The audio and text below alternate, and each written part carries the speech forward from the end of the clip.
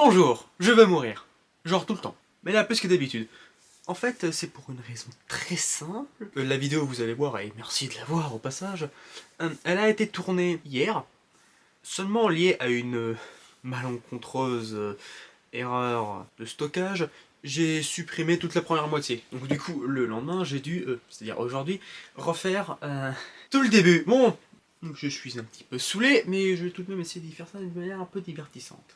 Cette vidéo est venue de l'idée du fait que je ne sors pas beaucoup de vidéos, donc j'ai décidé d'en faire plus, et des trucs plus simples à écrire, donc là c'est en impro. Le sujet que je vais parler, ce sera donc tous les films que j'ai vus durant ce mois-ci. Le mois de février, le mois dernier plutôt, si je sors cette vidéo assez tôt. Et bon, j'ai pas envie que ça dure 4 heures, donc on va commencer tout de suite. Alors, pour m'aider avec la liste des films, j'ai Letterboxd, très bien, suivez-moi sur Letterboxd, c'est très bien dans la description.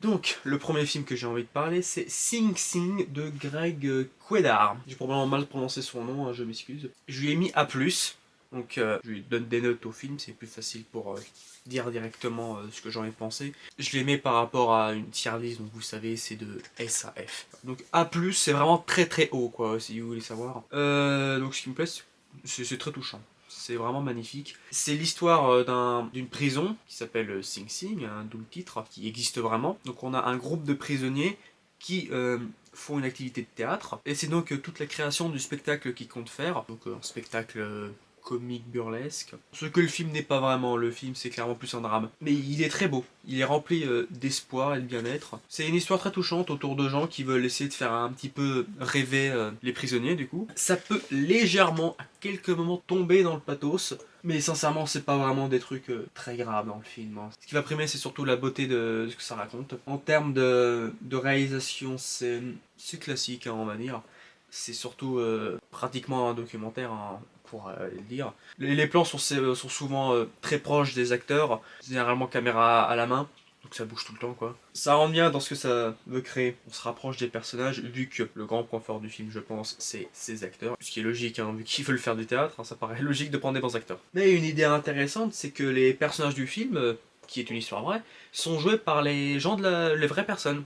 Les vrais gens qui ont vraiment vécu cette histoire. Et ils jouent super bien. Ils sont très forts. Au début, j'y ai pas forcément cru. Parce que justement, ils jouaient de façon juste. Donc, je m'étais pas dit que c'était des quasi inconnus, quoi, vous voyez. Mais non, ils sont très forts. On va notamment saluer la performance de Coleman Domingo, qui lui n'a pas vraiment vécu cette histoire. Mais sa performance, elle est très forte, notamment avec une scène où le personnage va exploser, dira-t-on. J'ai pas vraiment trop envie de spoiler, mais... Ouais, c'est un super bon film, je conseille de voir. Un des must 2025 pour l'instant. Passons à la suite. Donc, le prochain film, ça va être plus délicat d'en parler parce que je suis le seul à le mettre aussi haut, je pense. C'est donc Olafrida de Karine Verzina et André Caddy. A plus là encore, j'ai vraiment trop kiffé. Olafrida, ça va nous raconter la jeunesse de la vraie vie vraie, encore une fois, de Frida Kahlo, donc une grande artiste mexicaine reconnue à travers le monde, une peintre. C'est un film d'animation, donc généralement ça plaît pas beaucoup aux gens qui sont des gros connards. L'animation en soi, elle est très belle, elle est très juste. C'est pas forcément la meilleure du monde, mais elle rentre bien dans l'univers du film. L'univers qui est très enfantin, donc bon, c'est plus un film pour enfants, on pourrait dire. Mais vraiment, en termes d'adultes, il y a des trucs qui vont marquer, notamment des moments forts. Le fait qu'ils n'ont pas édulcoré sa vie, parce qu'elle a vécu des trucs pas faciles dans sa jeunesse, notamment la tuberculose. T'as aussi tous les passages dans l'esprit de Frida, où t'auras des métaphores de sa maladie, de la mort de manière générale, qui s'inspirent quand même pas mal de ses tableaux à elle en soi. Moi j'aime bien quand dans les biopics comme ça, ils montrent la psyché de l'artiste en soi, plutôt que nous raconter tout simplement sa vie. Ça apporte plus de choses, je trouve. On pourra trouver ça un peu dommage que l'animation n'est pas basée directement sur ces tableaux, comme l'était par exemple La Passion Van Gogh. Mais c'est en détail, c'est surtout que ces trucs, c'est pas vraiment pour enfants, quoi, vous voyez. Et sinon, les trucs vraiment sympas, c'est que ça ne se concentre pas uniquement que sur Frida, mais aussi sur toute sa famille. Donc son père, sa mère, sa sœur surtout, et d'autres persos. Là où dans les biopics c'est généralement le protagoniste et puis les autres Osef. Là c'est bien de tous les montrer et de les montrer attachants quoi. Ils ont pas mal de facettes et ça fait très plaisir. Aussi ils sont très justes en termes de la vie de Frida pour ce que j'ai vu. Ils ont respecté un paquet de machins. Notamment il y a son carnet de dessin qui est directement inspiré du vrai carnet de Frida. En verrant quelques passages qui étaient un petit peu olé olé, si vous voyez ce que je veux dire. Non mais c'était très fort. Voilà, je vous invite à voir ce film, hein, franchement, avec vos enfants si vous voulez. Hein. Ça les fera un peu découvrir la culture mexicaine, qui est quand même un peu intéressante. Voilà, on va passer à autre chose. Flûte à Schtroumpf de Peyo et d'Eddie Latesté. Je sais pas qui c'est. Ouais, donc les Schtroumpfs, hein, une BD franco-belge très connue hein, chez nous, c'est même l'une des plus connues. Et là, en l'occurrence, c'est l'adaptation de la toute première histoire des Schtroumpfs, qui n'est pas dans la série Les Schtroumpfs, mais dans Johan et Pierre-Louis. Donc, parce que si vous ne le saviez pas, Les Schtroumpfs c'est une série dérivée de la série principale de Peyo. Donc l'histoire, qu'est-ce que ça raconte? C'est donc celle de Johan et Pierre-Louis, qui vivent heureux dans leur château, etc. Un jour, ils rencontrent par hasard, ils trouvent par hasard une flûte à 6 trous, et qui a la particularité que lorsqu'on la joue, fait danser les gens autour. Mais malheureusement, elle se fait voler par un très méchant pas beau. Johan et Pierre-Louis vont essayer de la retrouver, quoi. L'histoire, c'est pas le truc le plus captivant du monde. Hein. Ce qui va surtout marcher dans le film, c'est l'humour. Donc le duo comique de Johan et Pierre-Louis qui sont les protagonistes. J'ai dit 50 fois sur leur nom, je crois. C'est pas l'un des plus grands duos comiques de la BD franco-belge. Hein. C'est pas Tintin, Haddock ou Astérix et Obélix. Mais ça reste tout à fait efficace. Hein. Notamment de certaines scènes avec les Schtroumpfs, justement, qui apparaissent à quelques moments. Il y a la chanson Un Schtroumpf de Schtroumpf qui, personnellement, est une pépite absolue. Je conseille de l'écouter. Rien que pour ça, le film mérite d'exister. L'animation, c'est une animation d'époque. Hein, donc ça reste assez joli, mais c'est pas les plus grandes d'aujourd'hui, comme vous voyez. Enfin, ça reste tout de même, l'animation reste un peu plus travaillée que par exemple les 12 travaux d'Astérix, qui malgré le fait que le film est un pur chef-d'œuvre, a quelque peu vieilli, en dira-t-on. Ah oui, j'ai oublié de vous donner la note, c'est B. Donc, vous voyez, c'est bien, c'est pas le plus fort, c'est pas la meilleure itération des Schtroumpfs, hein, c'est toujours mieux que les films américains, mais c'est pas... Ils ont fait des BD beaucoup plus fortes, hein. Si vous voulez que je vous en conseille quelques-unes, je dirais le Schtroumpfissime, et le Schtroumpf financier, je pense que c'est mes deux préférés. Sinon, je crois que j'ai pas grand chose à dire là-dessus. Je conseille de voir, évidemment. Là, ça va être intéressant. Donc, présence de Steven Soderbergh. Soderbergh. Donc, le réalisateur des Ocean's Eleven, qui là qui a décidé de faire un film assez intéressant. Je l'ai mis B, tout simplement parce que le concept est vraiment très intéressant. C'est un film d'horreur de fantôme où la caméra elle est du point de vue du fantôme interne. La réalisation elle est pas mal, et c'est beaucoup de plans séquences où il est bloqué dans la maison, on voit toutes les différentes strates de l'habitation. Quand même assez galère à chorégraphier je pense. Hein, ça. Il va vraiment partout quoi. Des fois ça reste quand même assez immobile. C'est plus simple, mais il y a des moments où il prend l'escalier, il retombe, il revient, il va dans la cuisine, là, il reste un certain temps, puis il va dans le salon, puis etc. C'est... Ouais non, à chorégraphier c'est quand même pas mal. Mais sinon le problème c'est qu'on s'emmerde pas mal. Hein. La situation en soi de la famille, elle est pas vraiment captivante je trouve. C'est pas le plus intéressant. Après, ça se vend de films d'horreur, ça va pas vraiment faire peur. Et puis, je trouve personnellement que la révélation de fin, en plus d'être assez évidente, n'a pratiquement aucun sens dans l'univers. Genre vraiment, elle est très chelou, hein. Je vous laisserai découvrir. Mais non, c'est un petit problème de logique dans l'univers, je trouve. Mais ça reste bien. En fait, rien que pour l'idée de base, je vous conseille d'aller voir ce film. Puis, genre, moi je l'ai quand même mis B. Il y en a qui sont encore plus emmerdés que moi. Et il y en a qui ont trouvé ça génial, donc je pense que... Donc je suis peut-être un peu trop dur avec ce film et qu'il a plein de qualités. Je vous laisse en juger par vous-même. Et le prochain film, c'est Paddington au Pérou, qui n'est pas un film de Paul King, malheureusement.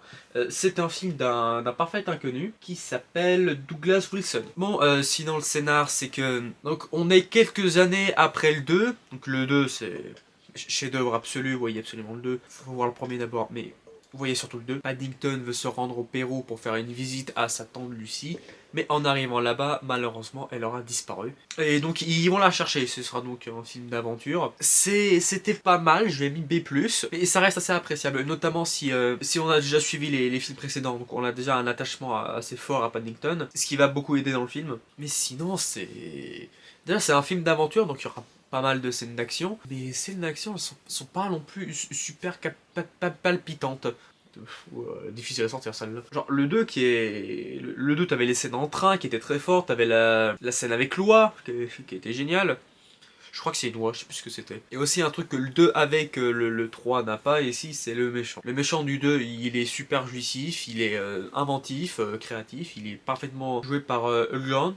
Et là, Le méchant, il est bien, je l'aime bien, c'est Antonio Banderas qui le joue, et il donne bien le charisme du truc, ça le rend assez intéressant, notamment parce que la mise en scène va quand même pas mal créer des choses autour de ses hallucinations, parce que il est un petit peu fou. C'était pas mal ça, mais il fait pas le figure par rapport au méchant du 2. Même par rapport au méchant du 1, que j'aime aussi beaucoup bien. Je dis très mal mes termes. Et puis il y a d'autres trucs, il y a Antonio Banderas dans le film que j'ai pas trop envie de spoiler, qui le rendent fort, mais ça fait pas autant. Ça fait pas autant, voilà. Et ça, le problème du truc, c'est que quand tu passes après un film qui est aussi bien que Paddington 2, ça fait forcément craignos, donc quelle que soit la qualité du métrage en soi. Là ça reste fort, même s'ils se reposent un peu sur leur laurier à quelques moments. T'as des gars qui ont pas mal été refaits dans le premier film, ça reprend l'univers, mais ça reprend les trucs vraiment typiques du truc, qui fait que ça va pas aussi bien marquer. Mais ça reste bien, je vous conseille de le voir. Si vous êtes fan de Paddington, vous avez probablement déjà vu ce film, mais sinon...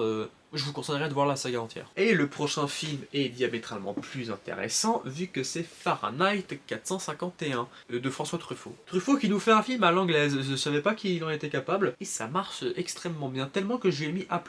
Donc l'histoire, on est dans le futur, dans une dystopie, où on n'a plus le droit de lire, ni d'écrire, les livres n'existent plus en soi, parce que nous avons des pompiers, qui ne sont pas les pompiers de chez nous, qui éteignent le feu avec des lances, mais qui brûlent des livres, voilà, c'est ça le délire. C'est une allusion claire à la censure en soi, d'une manière générale. Mais il n'y a pas que ça, le film va aussi être contre le totalitarisme, comme pas mal de dystopies, et aussi contre une critique des médias, qui était assez intéressante, j'ai trouvé. Quelques scènes comme ça dans la télé qui montrent la crédulité des gens et comment le système les exploite. C'était pas mal. Moi je suis rentré dans le film assez tôt. J'ai trouvé que le début de dialogue autour du protagoniste, Montaigne, et avec la passante dans le train était assez pas mal et rentrait bien dans ce que le film voulait proposer, notamment de ce que Truffaut a voulu ajouter au film, qui est moins...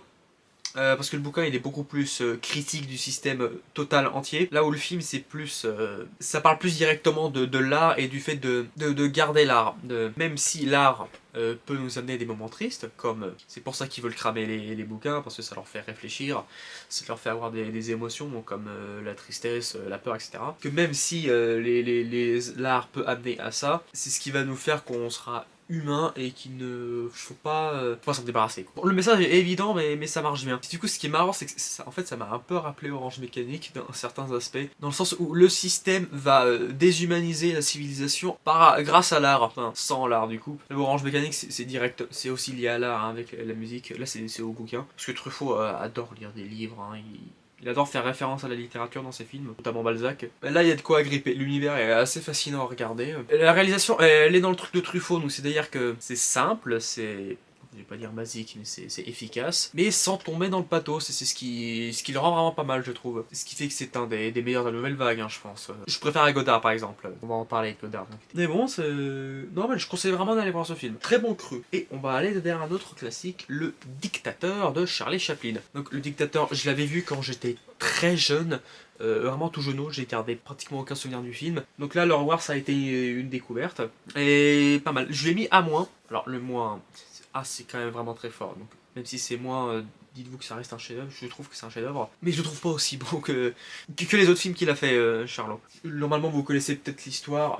C'est un barbier juif, donc qui est joué par Chaplin, qui est amnésique au début à cause d'accidents qu'il a eu durant la Première Guerre. Il va mal vivre le totalitarisme que va amener du coup Adénoïde Inkel, la pastiche de Hitler, joué donc par Chaplin aussi, vu qu'ils ont une ressemblance physique.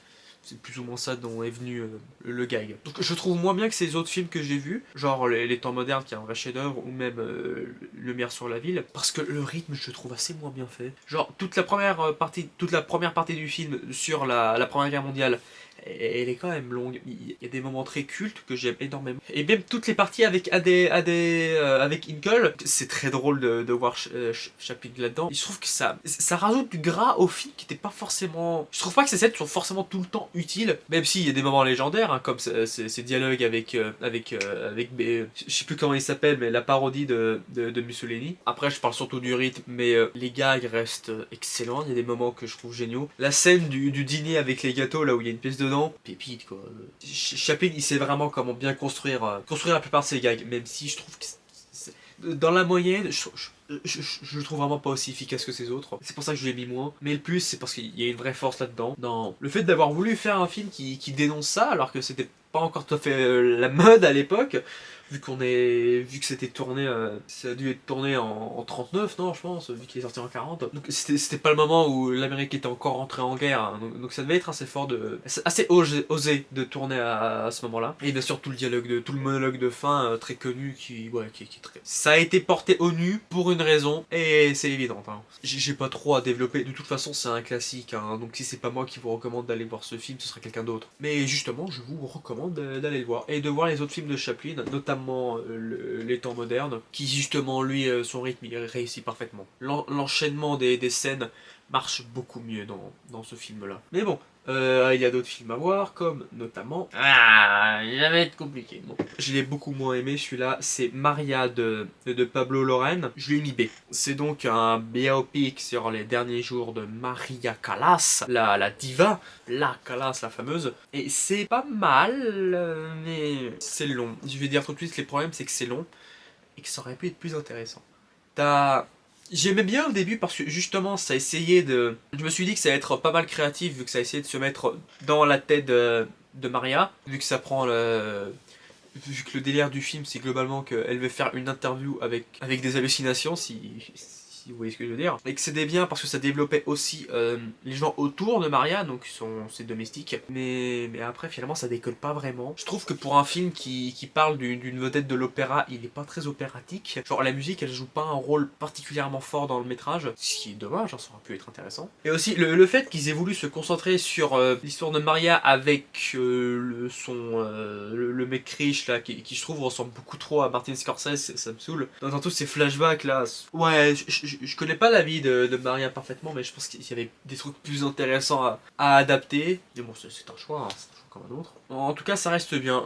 On apprend pas mal de trucs sur elle. Je conseillerais moyennement d'aller le voir si ça vous dit. Si vous êtes fan de Maria, je pense que vous serez plus déçu que moi, en vrai. Mais ça reste correct, hein. Et le réel aussi, il est assez connu. J'ai pas vu ses films, mais il est souvent apprécié. Donc je pense que je vais quand même me pencher là-dessus. Puis on verra ce que ça donne. Prochain, ce sera plus compliqué et délicat. Je vais faire pas beaucoup d'amis, je pense, à ce niveau-là. C'est Les Noces Funèbres de Tim Burton. Bon, je lui ai mis B-. C'est dit. Bon, l'histoire, c'est celle de Victor, qui est joué par Johnny Depp, qui ne mérite pas d'être joué par Johnny Depp, je trouve, au niveau de comment ce perso est plat. Qui le jour de sa répétition de mariage, va faire une bourde et vu que c'est un personnage joué par Johnny Depp dans un film de Tim Burton, il est très maladroit. Et suite à sa bourde, il va aller en forêt pour méditer, c'est ce genre de truc. Et malheureusement, il va tomber il va se faire maudire et en gros, sa malédiction, c'est qu'il va être marié avec une morte. Et là, il va se passer des tas d'aventures, donc elle va l'emmener dans le monde des morts, il va y avoir plein de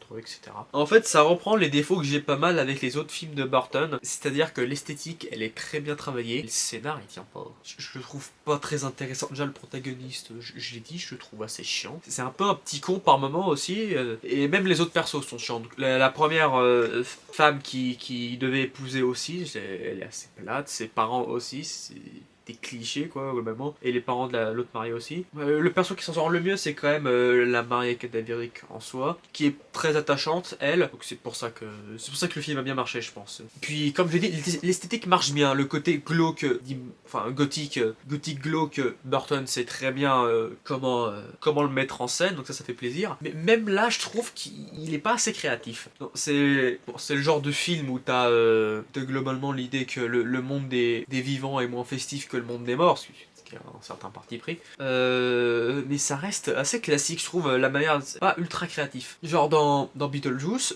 t'avais une idée qui était originale, qui était bien amenée, qui apportait de la créativité visuelle, qui montrait que c'était un endroit unique, qui avait sa force propre, sa propre force. Ce qui fait que j'ai beaucoup préféré ce film aux Noces. Mais là, je trouve ça classique, hein. Le monde des morts, c'est rempli de squelettes, donc on fait les blagues avec les squelettes, hein. Ils partent des bouts d'os, là, ils peuvent se retourner la tête, etc. Ouais, bon, je trouve pas assez bien exploité ce film. Et puis en termes de scénar, encore une fois, à la fin ils nous foutent un grand méchant pas beau à détester là. Ouais, moi j'ai soufflé hein, quand ça est arrivé. Moi c'est pas le pire Burton, je lui ai mis que B-. Il y en a où j'ai mis beaucoup, encore en dessous. Genre Frankenweenie par exemple, ou Pee-wee, cette horreur. Mais non, je recommanderais ce film aux fans de Burton, mais ils l'ont probablement déjà vu. Mais voyez-le, hein, c'est peut-être juste moi qui est chiant. Hein. Je crois que tu es vraiment tout seul à pas trop apprécier ça. Non, nous allons bientôt enchaîner, donc j'espère que ça va bientôt être fini. En tout cas, nous allons arriver avec un prochain film un tout petit peu plus intéressant. C'est donc Le plaisir de Max Ophuls. Par contre là, si je ne m'abuse, à ce moment, je dois avoir les rushs de la vidéo que j'avais faite hier. Donc, je vais devoir vous couper ici. Je vais vous laisser avec mon moi du passé et vous verrez, il a un super pull. Donc, le début me fait beaucoup rire aussi. En fait, c'est que... En gros, t'as une voix off qui est pas jouée par Guy de Maupassant, mais qui représente Guy de Maupassant, qui va dire mes contes sont super vieux et vous êtes trop moderne. Ça m'a fait rire parce que le film il est sorti en 52. Tu vois, genre, la modernité de l'époque, c'est l'ancienneté de maintenant. Moi, ça m'a fait rire le décalage. Donc, ça va être chiant de parler de ce film parce que c'est pas un film, c'en est trois. Ces trois courts-métrages. Je les ai traités chacun séparément, j'aurais donné une note pour faire la moyenne, qui est à moins. Le premier s'appelle Le Masque, je lui ai mis B+, parce que j'aime... C'est pas vraiment une histoire. Disons que globalement, on va exposer la routine de quelqu'un qui cherche à se faire du plaisir, hein, d'où le titre, et que c'est tout techniquement le film. C'est très triste ce que ça raconte, ça m'a quand même pas mal touché, mais c'est pas une histoire quoi. C'est pour ça que je lui ai mis que B+, mais c'est un bon B+. Bon A, donc la seconde histoire, la maison Tellier, je lui ai mis à moins. Quoi à moins? Parce que déjà le début je le trouve assez long. En gros globalement l'histoire ça va être sur une maison close où toutes les prostituées vont partir en vacances on va dire. Et le début ça va être sur les gens du village de la maison close qui sont mais où sont les prostituées? Et quand même un peu long pour ce que ça veut raconter quoi. Et donc ce qui est plus intéressant c'est que donc les prostituées vont aller vers le baptême de la fille de Jean Gabin. Il y a Jean Gabin dans le film, moi ça me fait beaucoup plaisir. Jean Gabin qui joue le frère d'une des prostituées qui est paysan dans le film.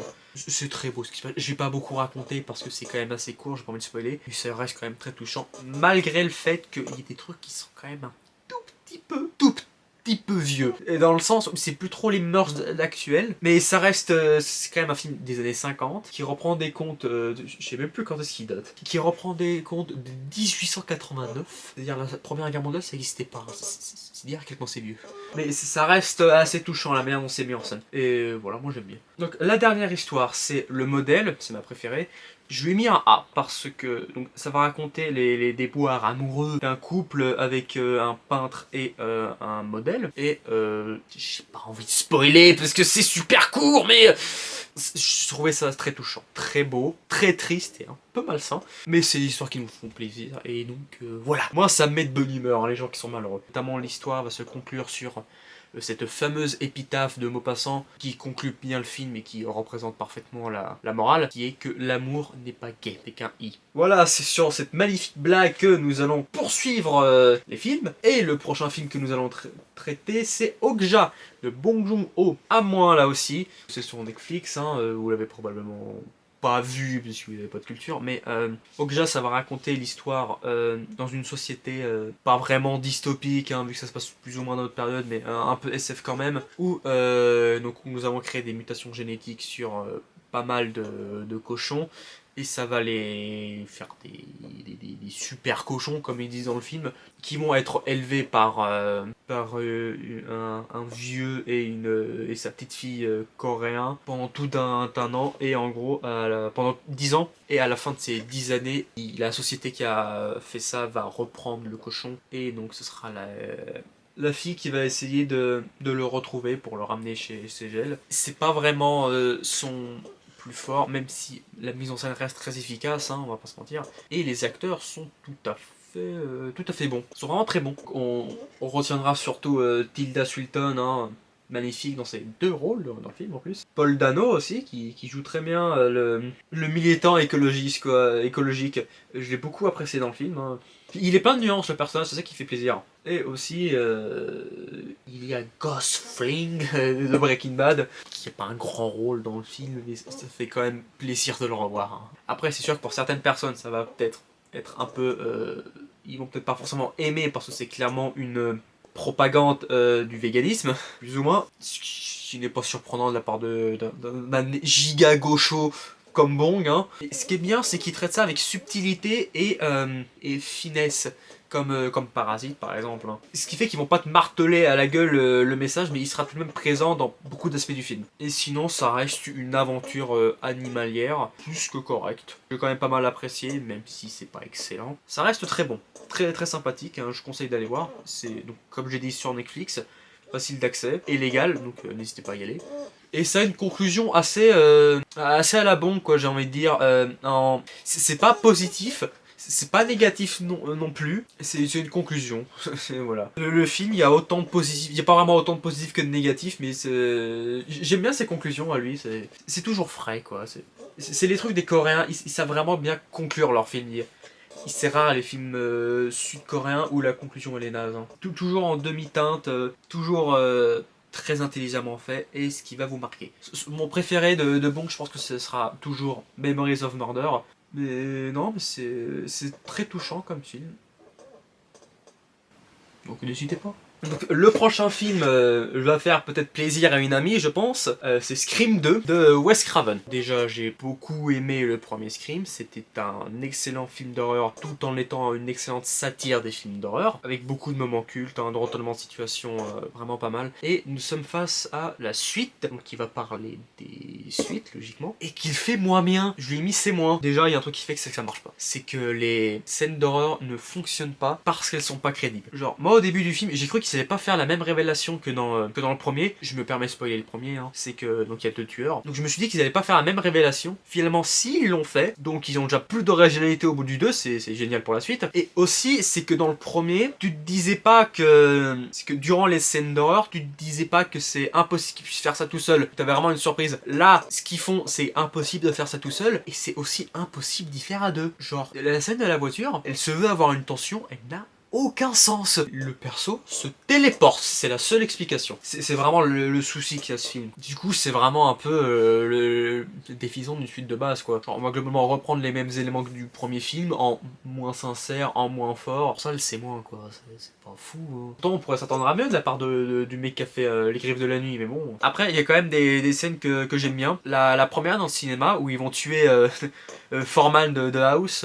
Bon, du coup, ils font... Je suppose que c'est quand même plus ou moins ça la blague, du fait que le premier qui meurt c'est un noir, mais elle reste bien faite la scène, tu vois. Et la scène, ça c'est plus parce que je suis cinéphile, la scène dans le débat de cinéma qui parle des suites justement, où ils se mettent à parler d'Aliens et du Parrain 2, voilà, ça se joue sur la corde sensible avec moi, donc moi je suis content. Mais ouais, sinon, si vous voulez vous faire mater Scream, mater la saga Scream, vous voyez ce film, quoi, mais sinon, contentez-vous du premier, quoi. Après, peut-être que le 3, le 4, le 5, le 6... trop sont peut-être mieux, je l'ai pas encore vu, on verra. Ça se trouve les voir, ça justifiera totalement de se mater le 2, mais je vous redirai ça quand je les verrai. Bon, c'était quelque chose. Ah, enfin, le meilleur film du mois. Je lui ai mis S-, et c'est pour Blocking Rage, Takeshi Kitano. Donc comme j'ai dit, il y a deux visions j'ai eu deux visions de voir ce film. La première où j'étais un peu triste parce que globalement Kitano il a deux grosses périodes dans sa carrière, on va dire. Celle de ses tout débuts,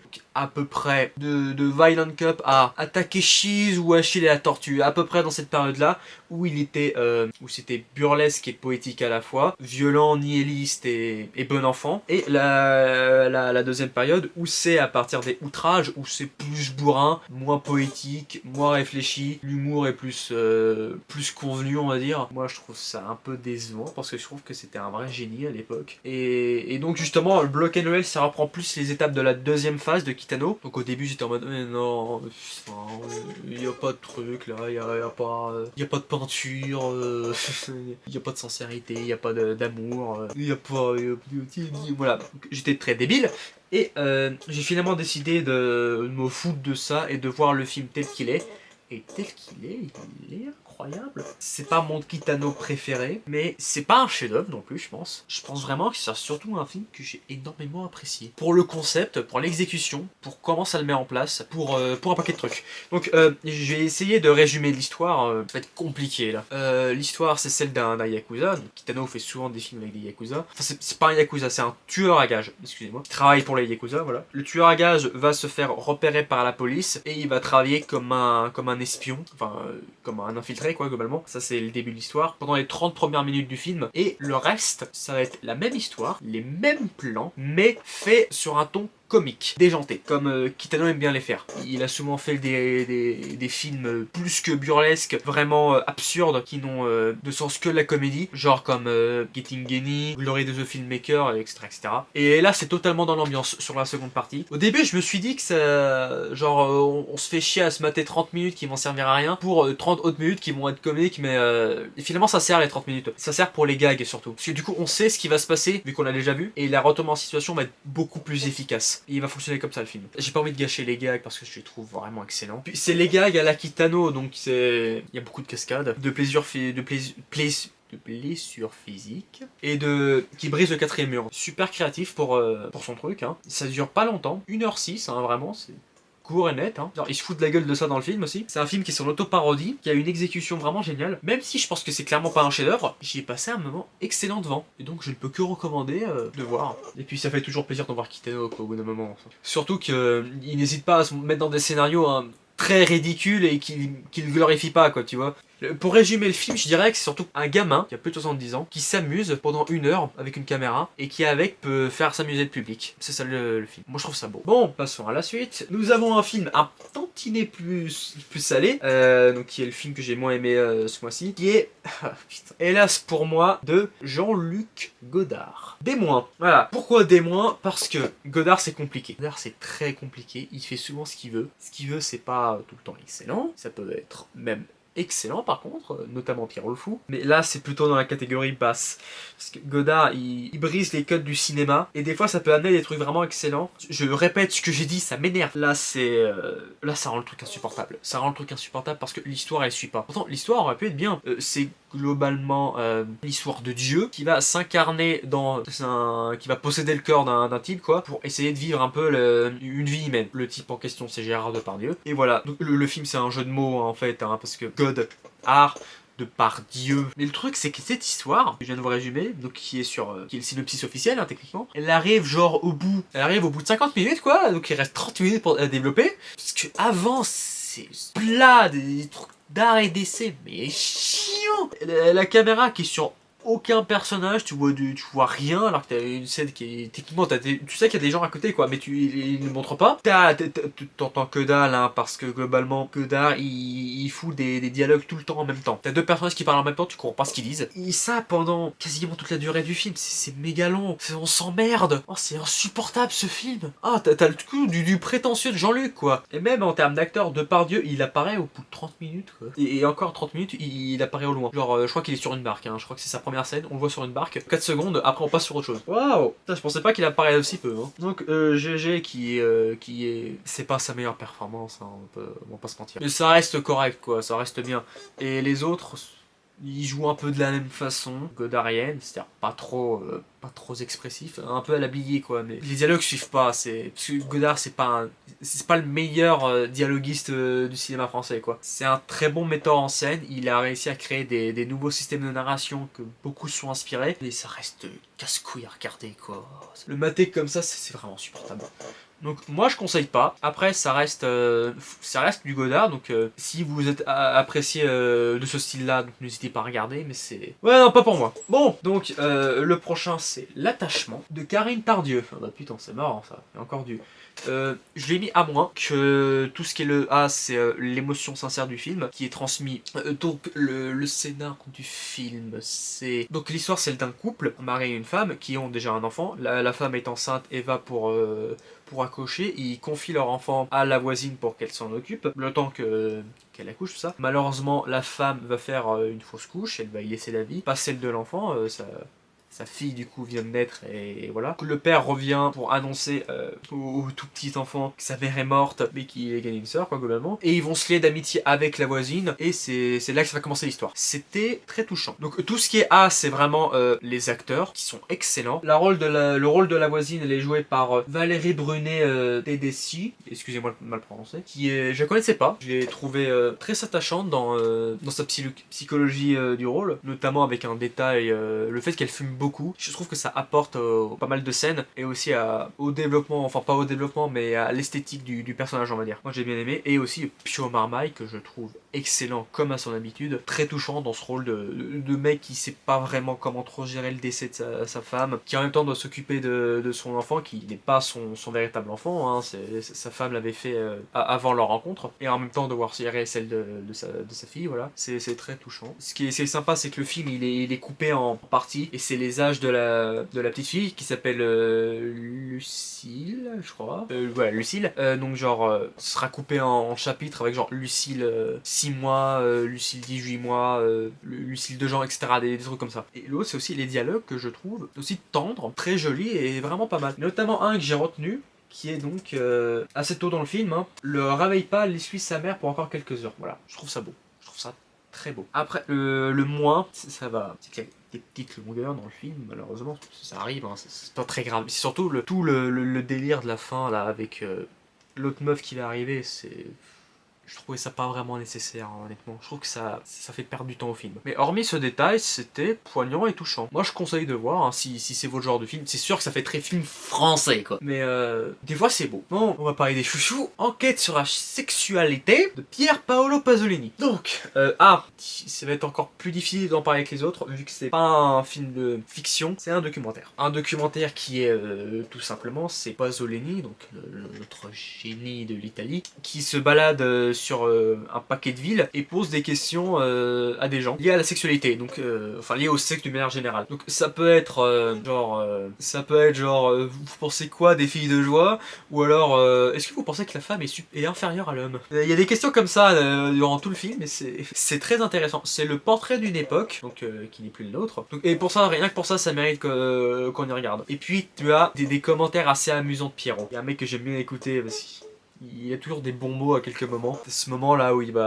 commence à en avoir un peu marre que les gens lui disent pas vraiment toute la vérité. Et là il va dire mais putain, mais sur 50 Italiens, le seul qui arrive à me dire des trucs propos cohérents, c'est une petite fille de 8 ans, quoi. C'est quoi ces conneries? Parce que oui, il interviewe aussi des enfants. Dans la scène du début où il va leur demander comment naissent les bébés justement. Et c'est très marrant les réponses, c'est très mignon.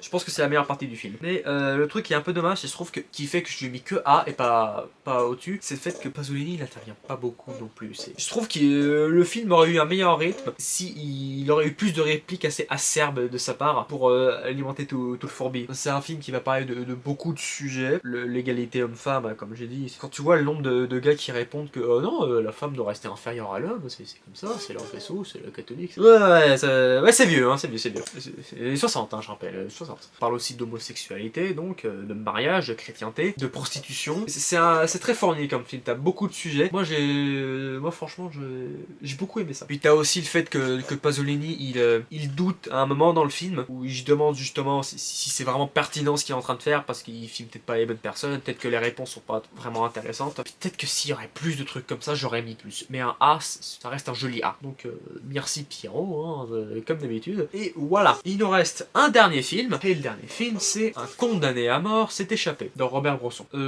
Tout est dans le titre, on est durant la Seconde Guerre mondiale, c'est un résistant qui a mis des mines, qui a fait des bombes sur un train, qui est condamné à mort du coup, mais il va trouver les moyens de s'évader avant. C'est un film qui est très efficace dans sa narration, qui va pas aller par quatre chemins, c'est un film qui va tout nous montrer. Il va tout nous montrer la difficulté de comment pouvoir s'évader de cette prison, les solutions qu'il a, les objets qu'il trouve, comment il va les mettre en scène, les ficeler, etc. C'est ce qui le rend très fort le film. La mise en scène, elle est à l'image de ça, c'est-à-dire elle est posée, elle est calme, les plans sont assez longs, il nous nous montre chaque élément de la prison. T'as le suspense qui est pas mal élevé, notamment, donc on sait qu'il va s'échapper, c'est dans le titre, mais il aura beaucoup de bâtons dans les roues. Normalement t'as des trucs genre, à un moment on le déménage de prison et donc ça le fait chier parce qu'il avait emménagé sa prison pour l'aider à s'échapper, du coup il va devoir tout refaire avec une nouvelle, c'est ce qui le rend assez fort. Puis t'as d'autres moments, où il va voir les autres détenus justement pour trouver d'autres solutions, d'autres plans. Ce qui est le plus efficace, c'est la scène du début, juste avant qu'on l'emmène en prison. J'aime beaucoup la mise en scène qui est utilisée, le plan qui est choisi, mais s'il n'est que A et pas plus, c'est parce que... Alors déjà, j'ai pas aimé le texte au début, qui est pas débile. En fait, c'est que le film c'est basé sur une histoire vraie, mais le texte au début c'est pas... c'est genre, il nous dit que tout ce qui va nous montrer c'est vrai. Je trouve ça un peu mensonger, parce que c'est pas vrai justement. Même s'ils ont été le plus fidèles de la réalité, j'ai pas vérifié, hein, mais je pense qu'ils ont été le plus fidèles, ça reste faux quoi. Je trouve ça malhonnête de faire ça. Je trouve ça plus honnête de faire ça dans des films qui sont totalement détachés de la réalité, genre Fargo ou le projet Blair Witch. C'est totalement faux là. Là, fait que c'est semi-honnête, je sais pas, je trouve que c'est genre pour se donner une justification de son film. Je trouvais ça un peu flemmard. Voilà. Et l'autre truc qui fait que il est pas aussi bien que j'aurais voulu, c'est la voix off. Il y a une voix off constante du personnage principal. J'aime beaucoup cette technique dans pas mal de films, hein. Les Affranchis, Apocalypse Now, Old Boy ou que sais-je. Mais là, c'était surtout pour nous décrire des trucs qu'on voyait. Genre, t'as lui qui est en train d'essayer de faire de crocheter une serrure, enfin de crocheter ses menottes. T'as la voix off qui fait genre alors oui, je mets l'épingle dans le nœud, j'essaie de trouver la pression, voilà. T'as pas besoin de faire ça. Tu peux juste nous le montrer, ce sera beaucoup plus efficace. Le film aurait été beaucoup mieux si t'aurais juste montré comment il va s'échapper plutôt que de nous l'expliquer. À la limite, quelques moments, t'as peut-être besoin d'une voix off, mais pas constamment, pas constamment. Ça plombe le film, je trouve. Mais ça, c'est un classique, hein, donc regardez-le quoi. Bon. Et bonjour, comment allez-vous? C'est moi, Mathis du futur, du passé pour vous. Je suis de retour, parce qu'en fait, entre les deux tournages, j'ai eu le temps de voir un autre film, donc je me suis dit que je vais en parler tout de suite, comme ça c'est fait. Et le film en question, c'est La Noire 2. De qui? Ousmane Sembène, si je prononce bien, hein. Toutes mes excuses, hein, si c'est mal prononcé. Vous m'avez entendu, je crois, que j'ai dit que Block and Rage était mon film préféré de ce mois-ci. Ça a un peu changé. Donc S-, c'est un excellent film. Donc l'histoire, c'est l'histoire de Diwana, donc, qui est une Sénégalaise dans les années 60. Voilà, je vais devoir remettre mes cours d'histoire auxquels je ne suis absolument pas expert, donc je vais dire vraiment beaucoup de conneries, hein, j'espère que ça ne verra pas trop. Qui vivait au Sénégal tranquillement et qui était là-bas une bonne pour garder les enfants de sa maîtresse blanche du coup, mais qui va avoir la promotion d'aller en France. Elle va là être plutôt une bonne à tout faire plutôt que simplement garder les enfants, et ça va mal finir en gros, globalement. Je vous laisserai découvrir pourquoi. Un film très fort, très puissant. Je pense que j'ai pas encore tout à fait les moyens de l'aborder exactement. Je viens de le voir, c'est un peu chaud. J'ai pas vraiment eu une réflexion très détaillée par rapport à ce film. Mais ouais, il a une puissance, notamment du fait qu'il a la qualité qui est d'utiliser des objets, donc à la Hitchcock on va dire, vu que j'aime bien dire ça, avec le masque qui a beaucoup de signification. Donc il peut être la culpabilité,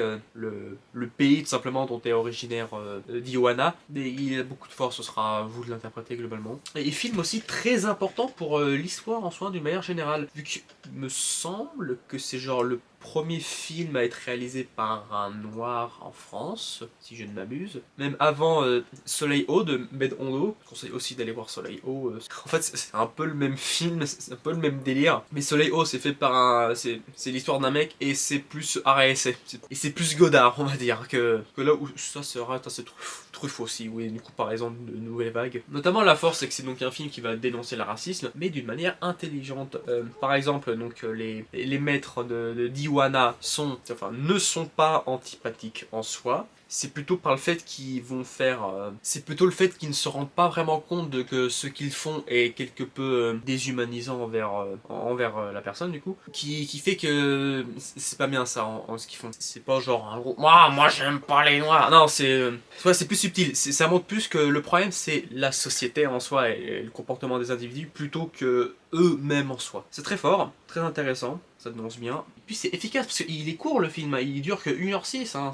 On n'a plus trop l'habitude de voir des films aussi courts, à part Block and Rage. Marrant qu'ils sont la même durée ces films. Et ouais, non, j'ai vraiment beaucoup apprécié. La mise en scène, elle est simple et élégante, et il y a pas mal de symbolisme dans les plans, et même dans les dialogues, notamment le tout premier dialogue du film qui est, je crois que c'est genre personne ne m'attend. Il y a personne qui m'attend, quelque chose comme ça, je me souviens plus exactement du terme. Mais dans le contexte employé, ça montre directement ce que le film veut dénoncer, ce que j'aime fortement par rapport à ce film. Parce qu'il est toujours subtil, il est pas grossier, c'est ça qui fait plaisir. C'est pas genre John Gunshine, que j'aime bien, hein, soyons clairs, et qui... Bon, c'est pas la subtilité qu'on lui demande, quoi, mais c'est, vous voyez, quoi, c'est... Bon, lui aussi, il dénonce pas mal le racisme, mais... Bon, je m'y perds dans mes comparaisons, mais en gros, j'aime beaucoup La Noire 2. Même le titre, il est très réfléchi. Le fait qu'on n'ait pas... qu'on ait 3 petits points et qu'on n'ait pas de savoir à qui elle est, ça montre un porté plus universel au propos. Ce qui est bien, je trouve. Vraiment un film que j'ai beaucoup apprécié. Qui doit pas être compliqué à trouver, je pense. Hein. Là, en ce moment, il y a une réédition 4K qui vient de sortir. Je verrai si je me la achète. Si elle sort en DVD, je sais pas si elle est en Blu-ray là. On verra, ça va venir. En tout cas, sur ce, c'était quelque chose cette vidéo. Hein. J'espère que ça vous a plu. Moi, c'était un peu fatigant à faire. Je suis pas allé trop en détail des films parce que je vais pas les spoiler principalement, mais aussi parce que je galère à trouver mes mots. Je verrai si j'écris quelques trucs à l'avance pour la prochaine. Je pense que je vais essayer de faire ça en sorte vraiment que ce soit mensuel. Je pense que ça, je préférerais. Bon, en tout cas, moi, j'ai fini pour aujourd'hui. Je vous souhaite à tous une bonne fin de journée, une bonne soirée, tout ce que vous voulez, une bonne. Je vous souhaite une bonne. Voilà. Ah non, merde, ça c'est pompé sur quelqu'un. Je vous souhaite des tas de bonnes choses et des céréales. Allez, ciao!